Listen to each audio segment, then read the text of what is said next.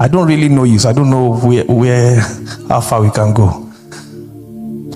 But basically, listen, meetings can finish and it didn't touch the territory. That's a whole sermon on its own. And it was a journey for me. When I found my two ordinations, David and Elijah, many things in my life started to make sense. I became conscious of certain purposes God had for me. And one of them was territorial operations. It means we don't enter into a meeting to just bless the people. We talk to the spirits in the territory. Are you getting what I'm saying? Are you getting what I'm saying? And one of the implications of that is that sometimes there will be judgment. And those guys know that anytime we enter, it is for war. So usually there will be interesting feedbacks and kickbacks. Sometimes the host will not know why there's so much pressure, because we'll never enter and come out the same way. There must be problems. Also, someone say problem. Very good problems. We're in Benin Republic, and the politicians, that is the government officials, I'm talking ministers, senators, came in convoy to a dilapidated primary school where we're using to come and move around the school looking for where the problem came from. We're in the hotel in the morning, and they said some people came this morning with jeeps and they were moving around looking at the venue. Like, it can't be from here that this problem came from. They must have gotten feedback that something has arrived. Are you getting what I'm saying? The next night we're praying. I told Pastor Adibanjo this. The next night we're praying and releasing judgment, and then there was feedback on my wife. Bam! She has a dream and they shoot her eyes. Then she wakes up, and that's why it's important that as you're entering offensive in ministry, you already have certain lights for defensive. Is somebody getting what I'm saying? Or else you become a casualty of the warfare. Is that clear? Like, I'm not afraid now that after demons are cast out now, they are waiting for me in the skies, in the airport, everywhere. I'm looking forward to meet them too. Because angels, they are all around me now. They are following me from now until the day I see my... Tap your neighbor, say you are never alone. Are we together now? And so the next week, of course, somebody in one of their whatever went on and was switched off as feedback from that. The next time that happened again was in Canada last year. After I got some feedbacks from my host there that they were having a meeting to stop our coming.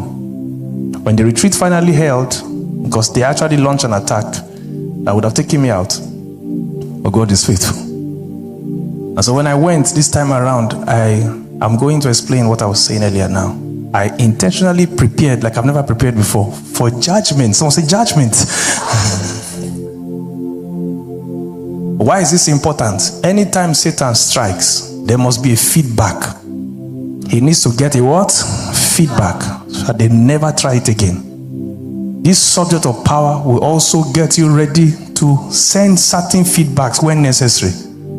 Because in this warfare that we're fighting, there will be intense feedbacks from their camp, especially if what you're doing is causing impact. Are you getting what I'm saying?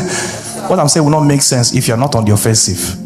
If you're on the offensive, you will see funny things like the bat that died in my office that we snapped and I put online, and I apologize. I said, on behalf of my angels, anybody who flew around, if you can't find your uncle, auntie, brother, sister, I apologize on their behalf. Please don't fly around this area again.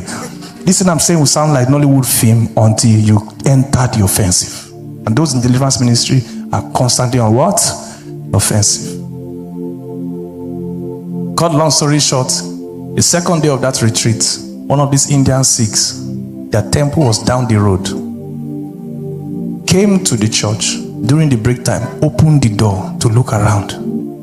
I was ministry when they said, somebody came in to check. I was talking about feedbacks, and they said, yeah, somebody came in to check. I said, who came in to check? We had left already. Those guys are tied out, came from the temple to look around in the church because they are intelligent. They can tell there's problem now. The next week, they heard the chief priest of the Indian community died of heart attack. It's on the news. You can go and check what I'm saying. So I'm reiterating again because those guys are already aware that the church is going to experience ventilation after now. And for some of you that your own is family, there are persons who say, I don't know if it happens in Ghana, but there are persons in Nigeria who say nobody is moving. And those are small. Are you getting what I'm saying? Those are small things. Once we reach that point and you vex, it's over. Once we reach that point in the meeting, please don't pray. Satan, stop it. I don't like the way you're stressing. When we reach that point, you vex. And then we join our faith together and things are going to happen. Is that clear? Demons are everywhere. I'm sure they're in Ghana too. I suspect they're in Ghana also.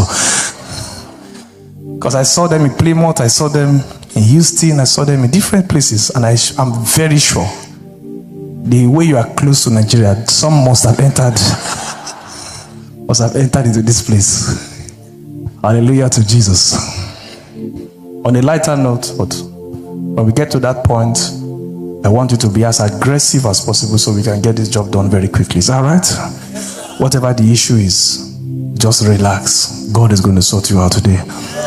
I'm teaching this so that you can run for your personal lives, businesses, ministries. Things don't mistakenly happen. If there is work, what costs it? We're on the same page. Celebrate Jesus, everybody.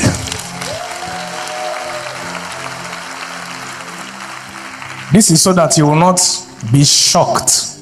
Why are things not moving again all of a sudden? What happened? Maybe it's not. Maybe that time was a time of all those confusions and wasting of time is because you didn't understand the subject. If you want consistent progress, then you must generate power. How? Consistently. If you want more progress, then you generate power. How? More. This thing is so simple. It took me many years to get it.